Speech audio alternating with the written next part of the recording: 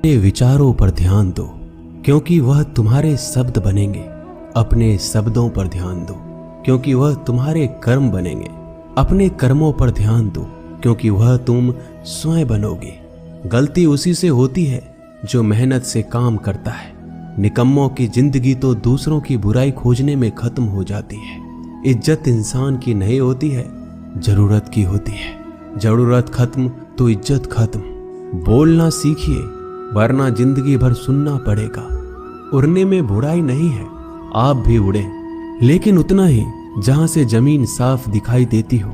सिर्फ वो लोग आपकी परवाह करते हैं जो आपको तब भी सुन सकते हैं जब आप चुप होते हैं। चिंता उतना ही करिए जितने में काम हो जाए, उतना नहीं कि जिंदगी ही तमाम हो जाए। आप अपने शब्दों को चाहे जितनी भी समझदारी से बोलिए, लेकिन सुनने वाला अपनी योग्यता और अपने मन के विचारों के अनुसार उसका मतलब निकालता है। यकीन करो, जो तुम्हें भूल चुका है वो भी याद करेगा, बस उसके मतलब के दिन आने दो।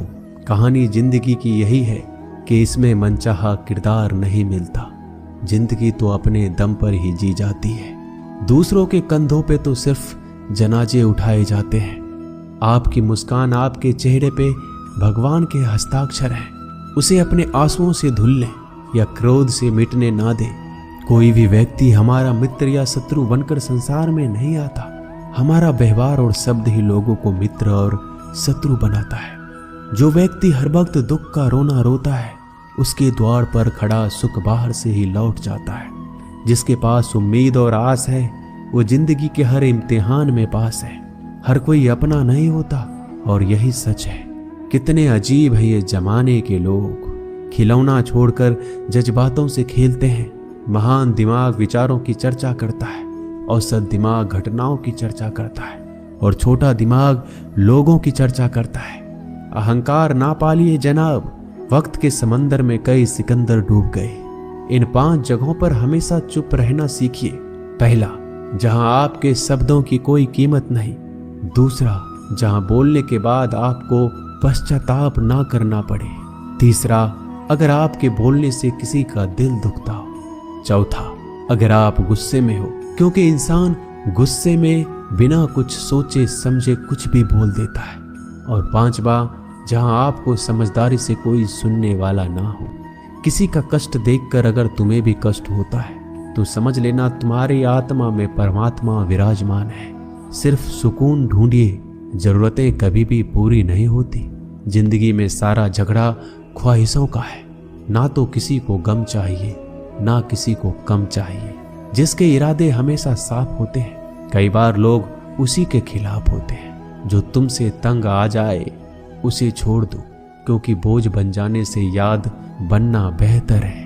झूठ की खरीदारी ज्यादा दिन तक नहीं टिकती। सच एक ही सही अंत तक साथ देता है।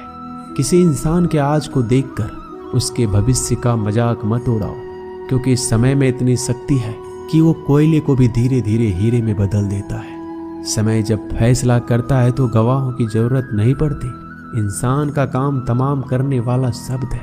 कल करूंगा, ना तो अधिक बोलना अच्छा है, ना ही जरूरत से ज्यादा चुप रहना। जैसे बहुत अधिक वर्षा होना भी अच्छी बात नहीं है, और बहुत अधिक धूप भी अच्छी नहीं होती। विचार कीजिए, हमारा जन्म हमारी मर्जी से नहीं होता, ना हमारा मरण हमारी मर्जी से होता है। इस जन्म मरण के बीच में होने वाली सारी व्यवस्था हमारी मर्जी से कैसे हो सकती है। जिंदगी में हर मौके का फायदा उठाओ, पर किसी के मजबूरी का नहीं। अगर जिंदगी मौका देती है तो धोखा भी देती है। जिंदगी की सबसे अच्छी दवा है जिम्मेदारी। एक बार पी लीजिए साहब, जिंदगी भर थकने नहीं देगी। जीवन में प्रयास सदैव कीजिए। लक्ष्य मिले या अनुभव, दोनों ही अमूल्य है। जिंदगी में तकलीफें तो हवा के झोंकों सी होती है, जो आती है और चली जाती है, पर ये जब जब आती है तो सभी के नकाब उतार कर जाती है। जो आपने सोचा है जरूरी नहीं कि वो मिल जाए, मगर जो भगवान ने सोचा है वो आपको जरूर मिलेगा। इंसान कर्म करने में अपनी मनमानी कर सकता है, मगर फल भोगने में अपना वो होता है जिसके साथ बातें खुलकर की जा सके। ना कि संभल कर मनुष्य अहंकार और गलतफहमी के कारण महत्वपूर्ण चीजों से दूर रहता है। गलतफहमियां सच नहीं बताती और अहंकार सत्य को देखने नहीं देता। अगर आपके साथ जिंदगी खेल रही है तो आप निश्चित ही एक बेहतरीन खिलाड़ी होंगे। जिंदगी का काम है ठोकर मारना, बिखरना है या निखरना है ये तो आप पर निर्भर करता है।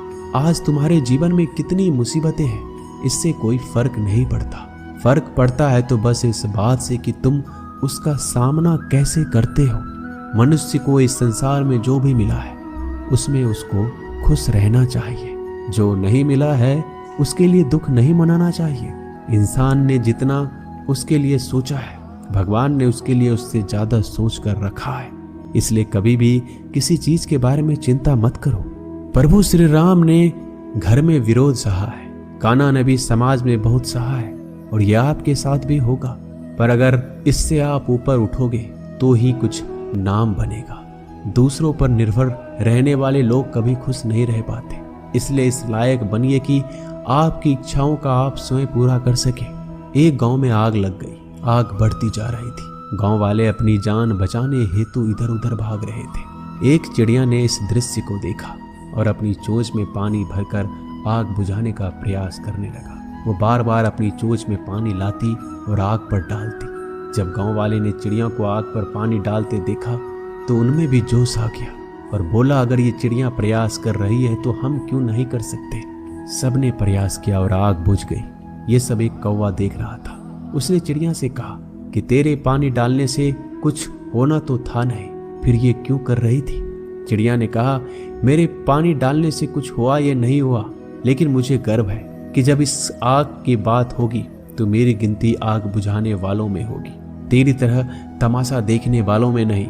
एक बार एक किसान अपने खेत में काम कर रहा था। खेत में काम करते करते किसान की घड़ी खो गई। कुछ साल पहले ये घड़ी किसान को उसके पिताजी ने दी थी, इसलिए वो घड़ी उस किसान के लिए बहुत कीमती थी। अब किसान सब काम छोड़कर घड़ी ढूंढने लगा, लेकिन बहुत देर होने के बाद भी वो घड़ी नहीं मिली। तभी किसान ने पास में खेल रहे बच्चों को बुलाया और उनसे कहा, बच्चों, इस खेत में मेरी घड़ी गुम गई है। मैं बहुत देर से घड़ी ढूंढ रहा हूँ। तुम में से जो मेरी घड़ी ढूंढने में मदद करेगा मैं उसे एक इनाम दूंगा। इनाम के उत्साह में सब बच्चे उस घड़ी को ढूंढने में लग गए, लेकिन इतने बड़े खेत में छोटी सी घड़ी ढूंढना बहुत ही मुश्किल काम था। कुछ घंटों बाद सब बच्चे जाने लगे। किसान ने भी अपनी उम्मीद छोड़ दी। वो भी घर जाने की तैयारी कर रहा था। आखिर में एक बच्चा किसान के पास आया और बड़े शान से कहा कि सब बच्चे चले गए, बस मुझे थोड़ी देर और घड़ी ढूंढने दीजिए। किसान ने कहा, ठीक है, मैं कुछ देर बाद आता हूँ, तुम देखो जब तक घड़ी मिलती है या नहीं। किसान जब 20 मिनट बाद आया तब बच्चे के हाथ में घड़ी थी। किसान आश्चर्यचकित हो गया और बच्चे से पूछा कि इतना जल्दी तुमको घड़ी कैसे मिल गई। बच्चे ने कहा, सब जा चुके थे। अब इतनी शांति थी कि मैं धीरे धीरे पूरे खेत में घूमकर आवाज सुनने लगा। जैसे ही शांति में मुझे आवाज सुनाई दी वैसे मुझे पता लग गया कि घड़ी कहाँ पर है। दोस्तों, ये कहानी शांत दिमाग का बहुत ही बढ़िया उदाहरण है।